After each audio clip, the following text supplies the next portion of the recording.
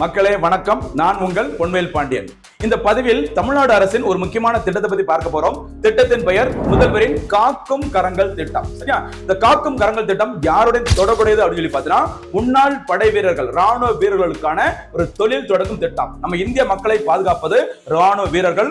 அவங்க ஓய்வு பெற்ற பிறகு அவங்களுக்கு தேவையான ஒரு தொழில், சரியா, தொழிலை தொடங்குவதற்கு தேவையான கடன் உதவி வழங்கும் திட்டம் தான் இந்த முதல்வரின் காக்கும் கரங்கள் திட்டம். இந்த காக்கும் கரங்கள் திட்டமானது எப்போ அறிவிக்கப்பட்டது அப்படின்னு பார்த்தீங்கன்னா 2024ஆம் ஆண்டு சுதந்திர தின உரை, அதாவது ஆகஸ்ட் 15, 2024 அன்று முதலமைச்சர் மு க ஸ்டாலின் அவர்களால் அறிவிக்கப்பட்டது தான் இந்த முதல்வரின் காக்கும் கரங்கள் திட்டம். சரியா? அறிவிச்சது அப்போ. அதன் பிறகு தற்போது ஆகஸ்ட் 19, 2025 அன்று இந்த திட்டமானது முறைப்படி தொடங்கி வைக்கப்பட்டுள்ளது. சரிங்களா?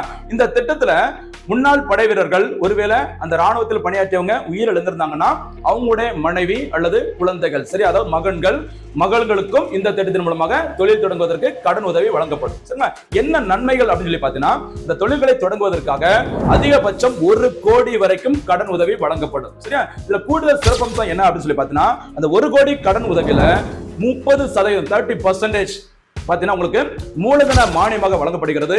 இது தவிர 3% உங்களுக்கு வட்டி மானியமாகவும் தமிழ்நாடு அரசினால் வழங்கப்படுகிறது. மொத்தத்துல முன்னாள் படை வீரர்களுக்கு தொழில் தொடங்குவதற்கு தமிழக அரசால் அறிவிக்கப்பட்ட ஒரு முக்கியமான அற்புதமான திட்டம் தான் முதலமைச்சரின் காக்கும் கரங்கள் திட்டம்.